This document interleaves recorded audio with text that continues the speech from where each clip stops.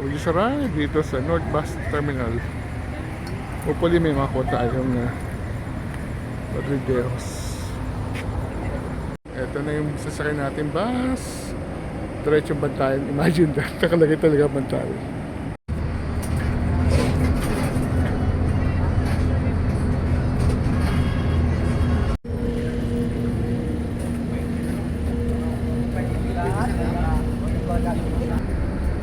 Oh, arita tanan, Bantayan. Arita tanan, Bantayan. Bantayan. Hello mga ka-senior. Today we will attempt to take a bus directly from Cebu all the way to Bantayan Island. So tingnan natin kung paano bumiyahe, gaano kalayo, gaano katagal, magkano pamasahe. Direct bus from Cebu to Bantayan. Let's go!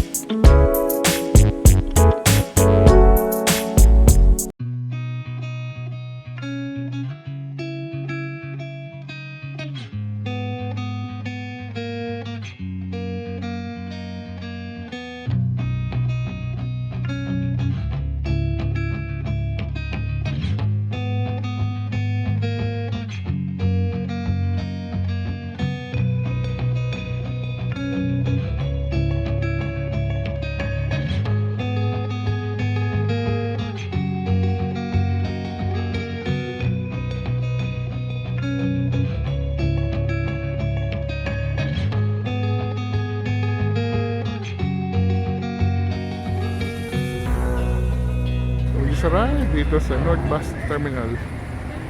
Hopefully may makuha tayong Rodrideos.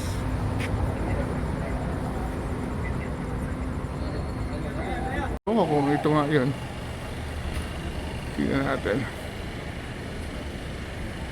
We were able to get a bus directly to Bantayan.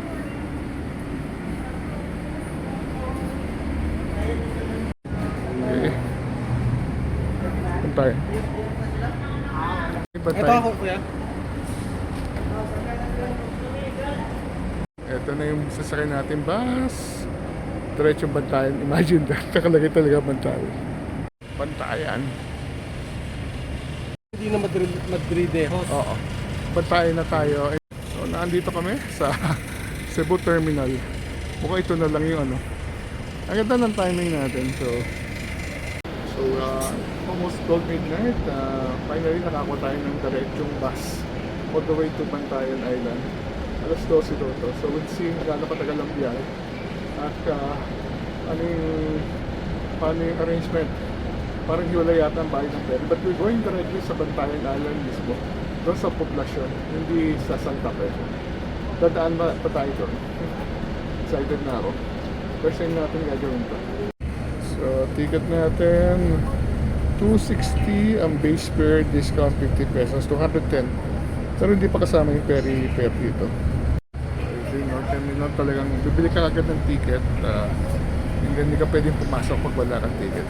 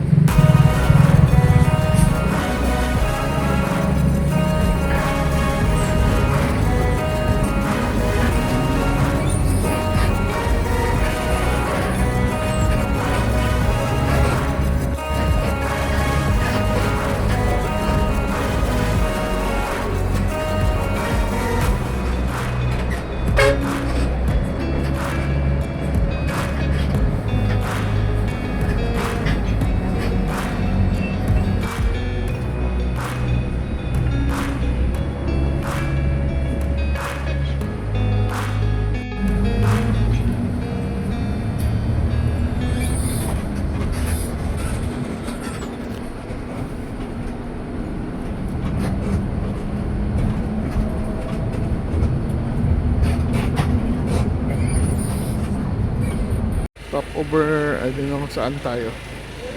Alaman natin, Danau. Stopover. Ito, Danau na to. Anong lugar to? May bakery. Wala tayo makakain.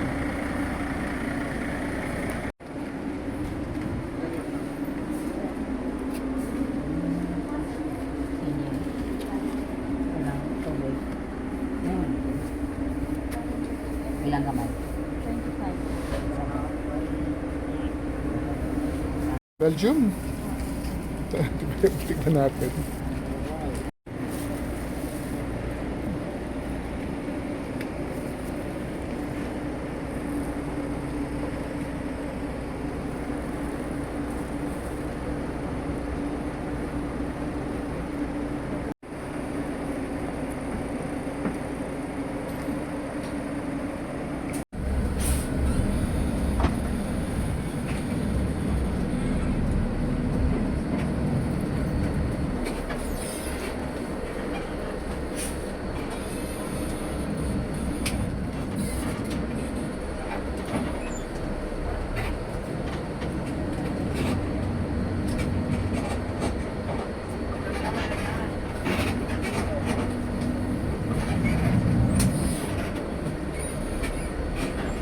Dito na tayo sa Agnaya. We now have to buy tickets papuntang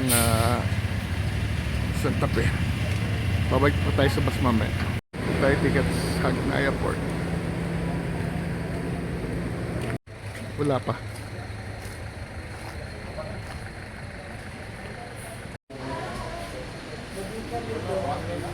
Dito tayo sa Agnaya Port. Waiting. Kabit tayong ticket pero hindi pa yata yung schedule. Hintay pa natin. Ito yung terminal. We're still waiting para magbukas ang ticketing office. Hintay pa rin tayo. Kaya yung pinaka-port. Hindi papasok mamaya. Marami namang malakainan. Burger, Angel's Burger. Buy one, take one. Ano? Mas mura dito. Burger tayo ng maaga. H2. 79 pesos. So, burger tayo dito sa Agnaya bago sumampa ng barko. Mapapaburger tayo. Buy one, take one. Good viewer na.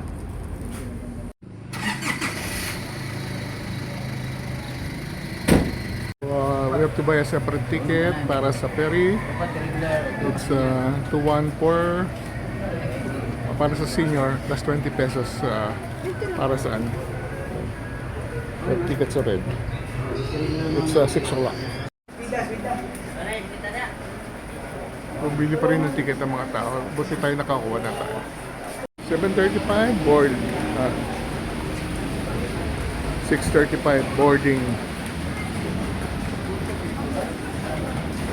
Sakay na tayo ng ferry. And then sasakay ulit tayo ng bus.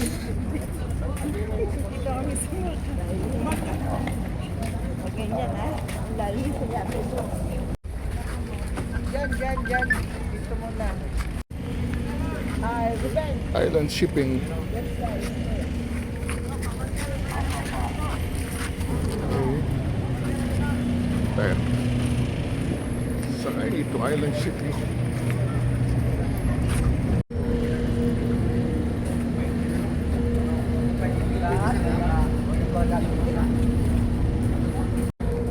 Sakay na tayo finally. It's 6:38, baka 7 o'clock pa makaalis siya. 1 hour lang naman siya yata. So ito pala, may higaan. Makakahiga tayo. Higaan siya. Siguro abot tayo ng tulog.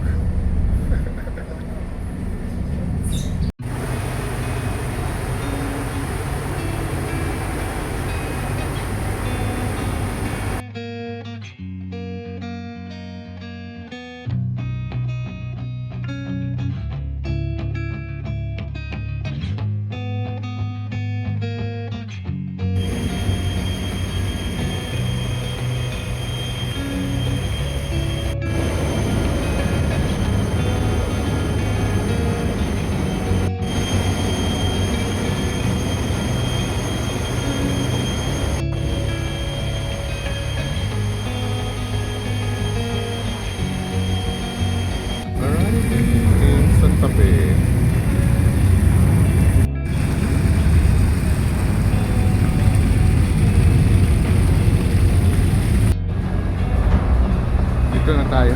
I think sasakay muna tayo ulit sa bus.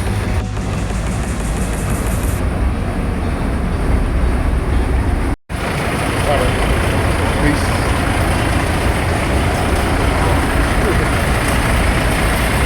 Kaso ba tayo dito? Shit.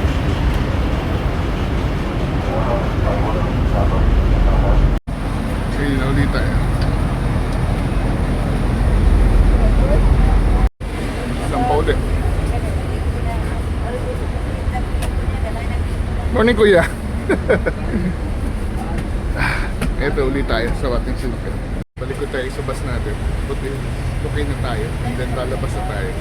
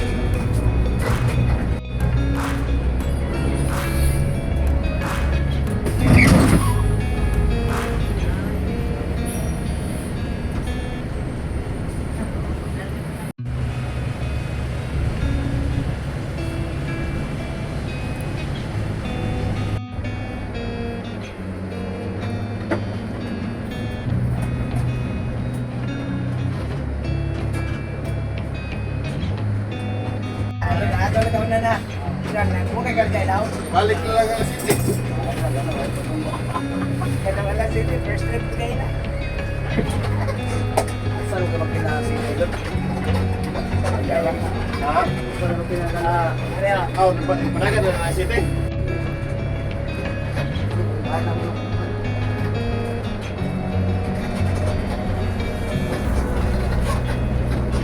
Ako kagdaw ka itong nanay na ulo kayo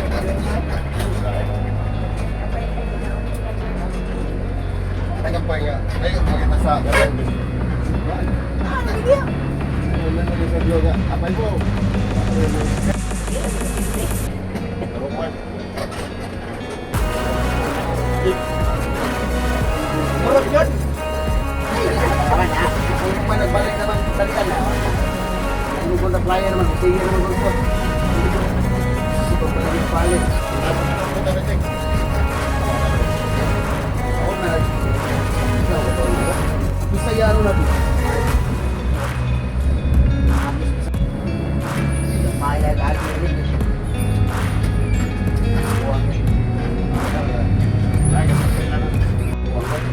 Gamit ka na.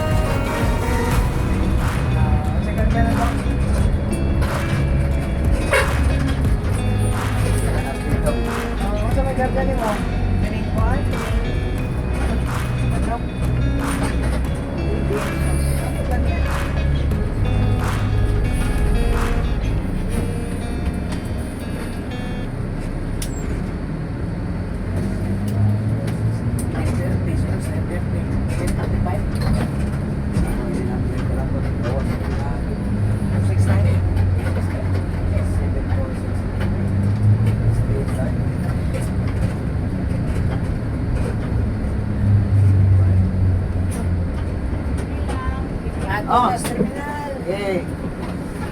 Last terminal. Wala tuloy. Maganda. Nagpanta. Mana na malawad eh. Hindi yung bati na sada na pamilito ka lang.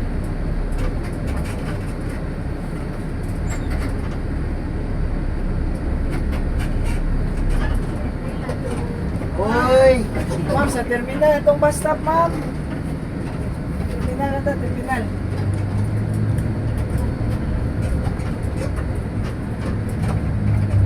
May buntag at pangununganan.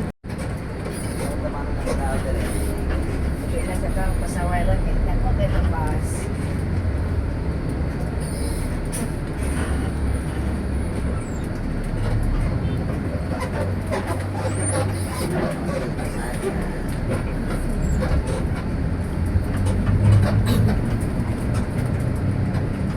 Yung, hindi. Ikaw na din lang. Dito. Alam ko kasi lang. 833. Sino na na? 8. Ano ba? Okay, wala na.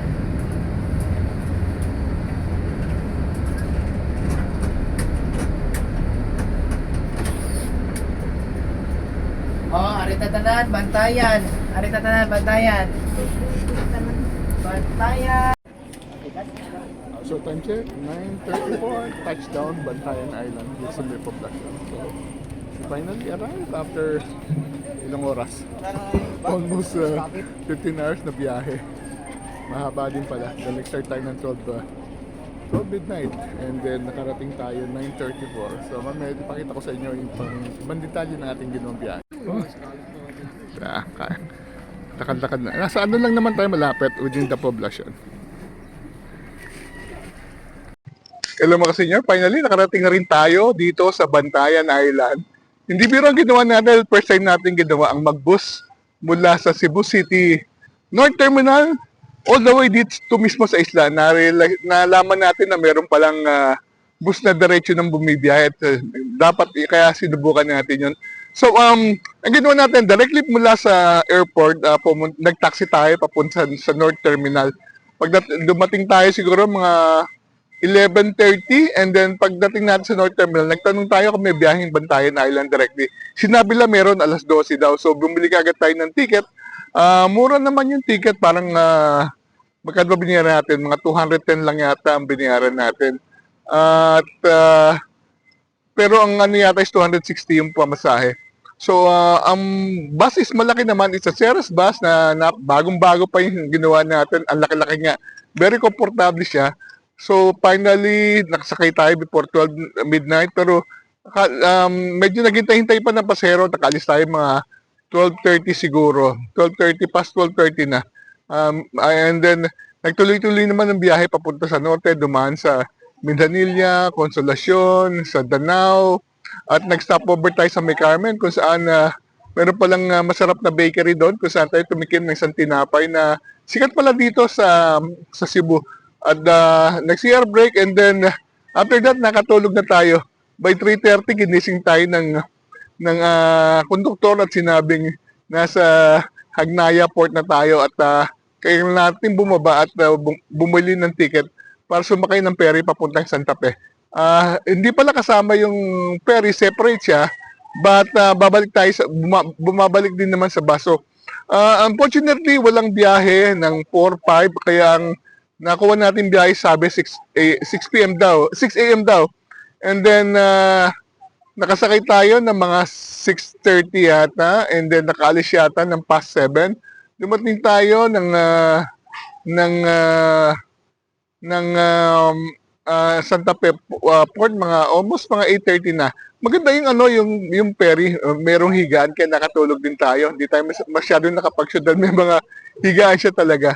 So pagdating ng Santa Fe Port, pinasakay na tayo sa bus at dire-diretso ng ating naging biyahe papunta dito sa Bantayan Poblacion kung nasaan tayo mismo. So yun, it's very convenient na pwede na kayong sumakay diretso all the way sa Bantayan. Nakita natin yung mga locals na sumasakay dito, dala-dala mga ibang mga kargamento, bagahe, para diretso na talaga sa kanilang pupuntahan at wala ng transfer.